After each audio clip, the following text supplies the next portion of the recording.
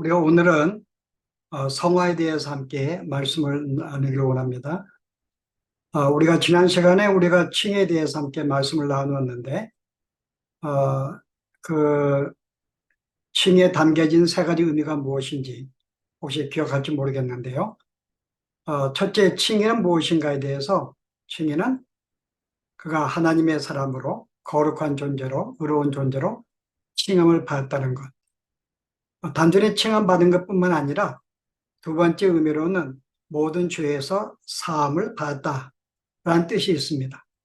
그리고 그가 이제 의로운 존재가 되었기 때문에 이제 하나님의 자녀가 되었다는 뜻도 있어요. 그래서 하나님의 보호하시고 인도하시고 공급하시는 이제 하나님의 자녀로서의 삶. 이게 우리가 칭의를 받았다는 이 세 가지 요소에 포함되는 말씀입니다. 우리가 오늘은 이어서 이제 성화에 대해서 말씀을 나눌 텐데요.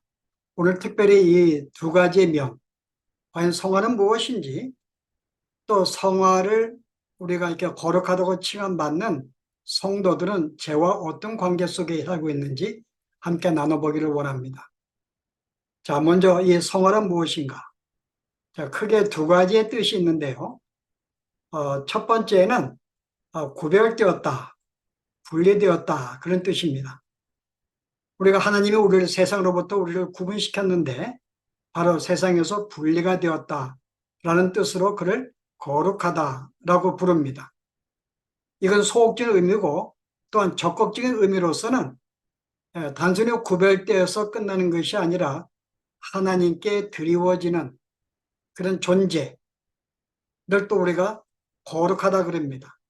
그래서 성화의 이 의미는 세상으로 구분이 되어서 하나님께 드리워진 존재, 이것을 성화가 되었다, 거룩한 존재라고 부릅니다. 그래서 우리가 성경에서는 우리가 하나님과 이 세상을 분리가 되어서 하나님께 드려진 것들에 대한 명칭들을 다 우리가 성을 붙이는데요. 그중에 우리가 뭐가 있는가요? 하나가 성도입니다. 우리가 성도는 세상에서 구분된 존재, 이걸 성도라 그래요.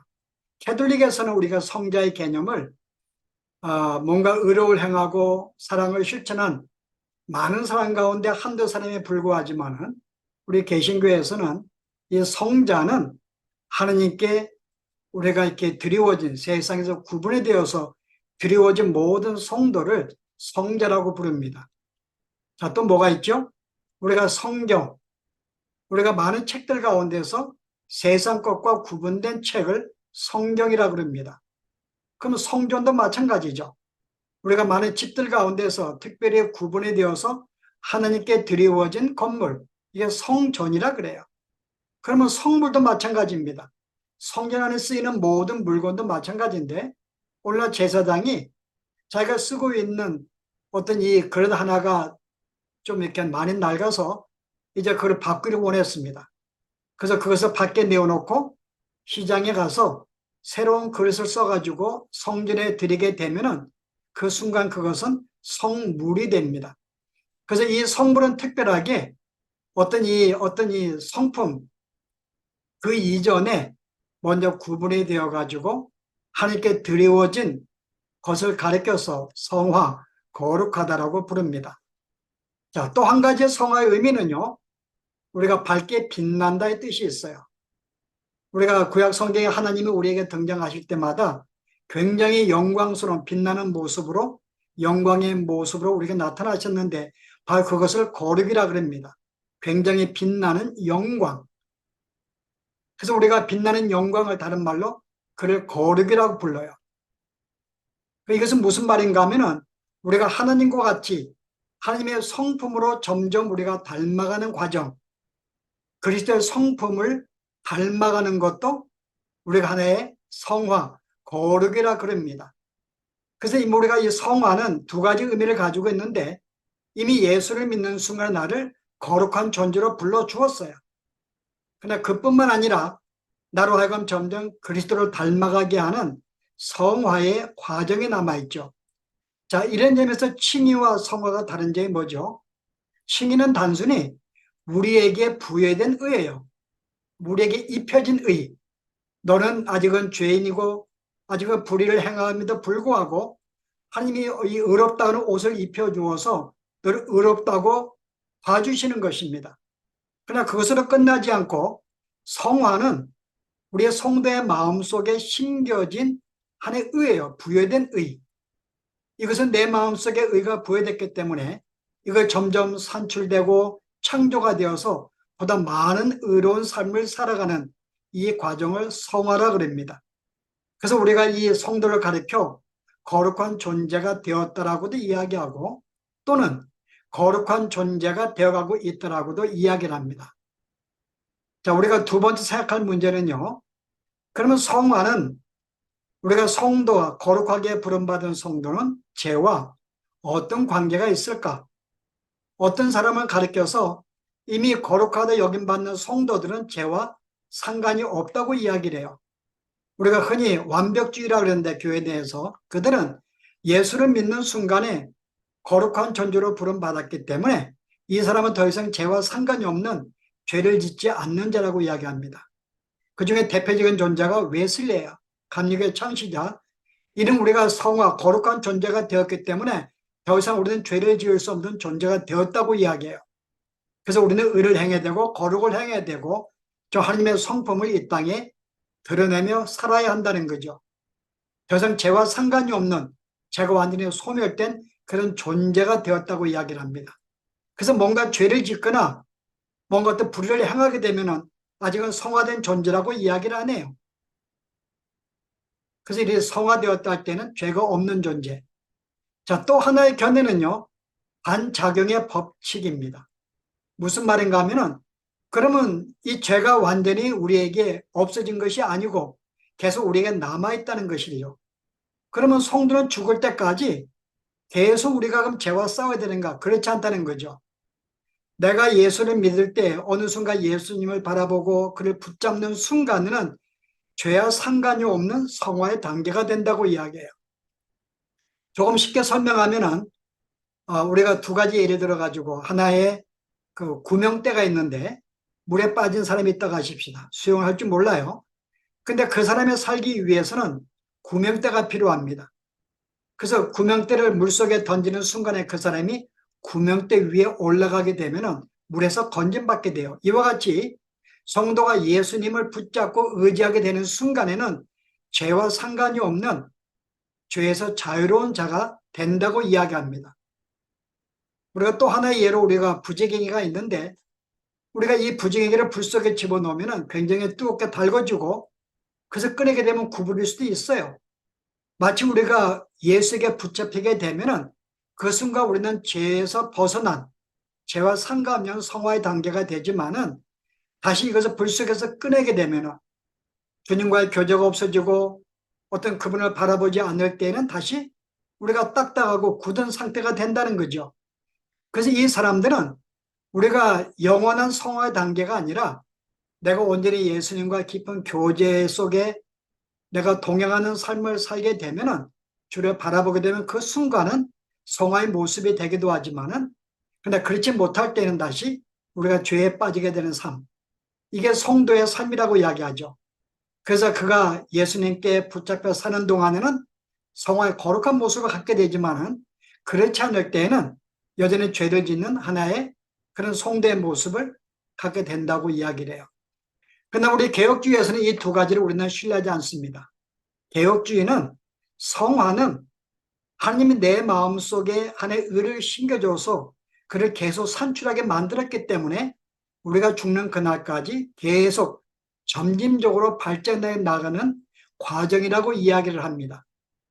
그래서 주님이 오시는 그날까지 나는 점점 하나님의 사람으로 변화가 되어오는 과정이 이게 성화의 과정이라고 가르쳐요.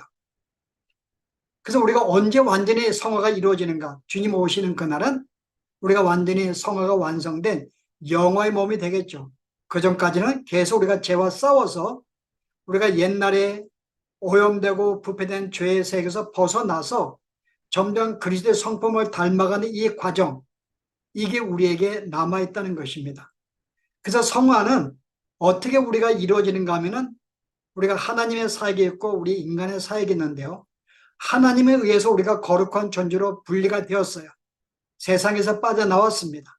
그리고 거룩한 존재가 되었습니다.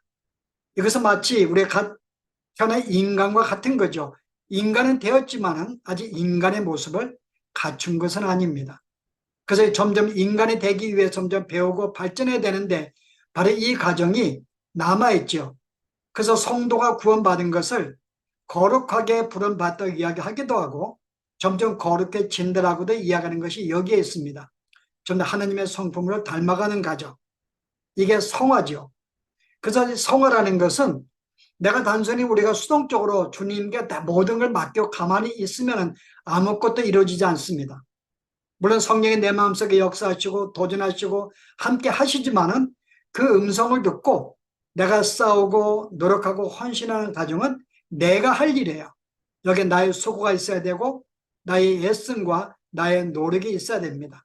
그래서 성화는 보통 구원받은 성도들이 힘을 써야 되고 노력을 해서 얻게 되는 것이죠. 근데 한 가지 기억할 것은요. 그렇다고 해서 이 성화는 시간적으로 계속 시간이 흐르면은 점점 발전된다는 개념은 아닙니다. 왜냐하면 성화는 본질적으로요. 시간과 관계가 없어요. 만약에 시간적인 문제라면 내가 예수를 믿고 10년, 20년, 30년 되었을 때 30년 믿은 사람은 10년 믿은 사람보다 훨씬 더 의로운 존재가 되어 있어야 돼요. 그러나 우리의 삶을 보면은 처음 내가 예수를 믿을 때는 굉장히 의로운 존재와 같이 헌신과 봉사와 열정이 있었는데 우리가 어느 순간에 그렇지 않는 모습이 있거든요. 점점 우리의 성화가 발전되는 게 아니라 때로는 이렇게 뭔가 자꾸 퇴화가 되는 그런 모습을 보기도 합니다. 자, 이런 점에서 시간적인 문제가 아니라 본질적으로는 하느님과의 교제의 문제입니다. 성령 충만의 문제예요. 만약에 내가 오늘 내가 주님을 찾고 주님과 교제해서 성령이 충만하게 되면 여기서 성령의 충만함은 하나님의 내 마음속에 나를 온전히 사로잡고 나의 삶이 이끌어가는 삶인데 주님과 온전한 교제가 이루어지는 그 순간 성령 충만한 삶일 때에는 우리가 평생 우리가 이루어야 될 그 성화의 모습이 그 순간에 나타나게 돼 있어요. 여러분 베드로가 오순절날 성령에 충만할 때 어떻게 했는가요? 그는 죽음도 두려워하지 않고 담대히 복음을 증거했습니다. 근데 후에 나중에 그가 안디옥에 있을 때 예루살렘에 제자들이 온다 그럴 때는 그가 도망갔어요. 이방인과 함께 음식 먹는 게 혹시 발각이 되면 책망을 받을까 봐. 아니 오순절날 목숨도 두려워야 되는 그 담대한 그 신앙이 갑자기 어떻게 안디옥 때 이 부끄러운 신앙이 되었는가요? 바로 이게 주님과의 교제, 그 순간에 순간순간마다 성령의 어떤 이 교제, 충만한 상태와 관계가 있죠. 우리가 스데반이 죽을 때에도 성령의 충만한 자였고 어떤 정말 이렇게 자기의 돌로 던지는 자들을 기도할 정도로 그런 충만한 자였습니다. 바로 그게 충만한 성화의 모습이었죠. 근데 그 모습이 젊을 때 이루어졌어요. 보통 성도들이 갈망하는 모습, 이 모습이 언제 이루어졌어요? 주님과 깊은 교제 속에 성령이 충만할 때. 그래서 이 성령의 충만함, 이 우리가 성화라는 문제는 내가 오늘 주님과 깊은 교제 속에 성령이 충만할 때는 그 순간 나에게 거룩한 완벽한 성화의 모습이 나타나게 됩니다. 갑자기 사랑하게 되고 용서하게 되고 다 예쁘게 보이기도 하고 모든 걸 내가 이해하게 되는 그런 마음을 갖게 되는데요. 그래도 어느 순간은요. 내일 내가 주님과 아무 교제가 없고 내가 그렇게 살게 되면 갑자기 내 신앙이 나락으로 떨어지게 됩니다. 마치 예수를 안 믿은 존재와 같이 때로는 타락한 삶을 살기도 하거든요. 그래서 이 성화라는 것은 내가 그날 주님과 교제 속에서 성령의 충만한 삶을 살고 있는가. 바로 그런 삶을 내가 살 때에는 그 순간은 우리가 보통 고를 가지고 성취하기 원했던 그 완벽한 주님의 아름다운 성품을 그날 도달할 수 있지만은 그렇지 않을 때에는 다시금 내가 초기 신앙과 같이 또 내가 자빠지고 타락하는 그런 모습을 종종 보이기도 하는가. 자, 이런 점에서는 어떤 이 성화는 시간적으로 점점 발전되는 게 아니라 그날 우리가 주님과의 교제 속에서 우리가 얼마나 하나님의 충만함 속에 살고 있는가. 바로 이것이 우리가 거룩한 성화의 모습, 거룩한 삶으로 살 수 있는 비결입니다. 이게 우리가 오늘 함께 나눈 말씀인데요. 우리가 오늘 생각하시면서 주님은 우리에게 이와 같이 단순히 의롭다고 칭해 줬을 뿐만 아니라 우리 마음속에 의로운 성품도 부여해 주어서 이들은 그것을 산출하고 살라고 우리에게 말씀합니다. 그래서 우리 하나님들은 주의 몸의 정욕을 이기라고도 말씀하고 너의 모든 지체를 의의 병기로 주 앞에 드리라고 이야기하고 그래서 우리가 힘쓰라고 이야기합니다. 자, 이런 삶을 통해서 여러분은 점점 주의 성품을 닮아가는 거룩한 존재가 되어가는 삶이 되기를 바랍니다.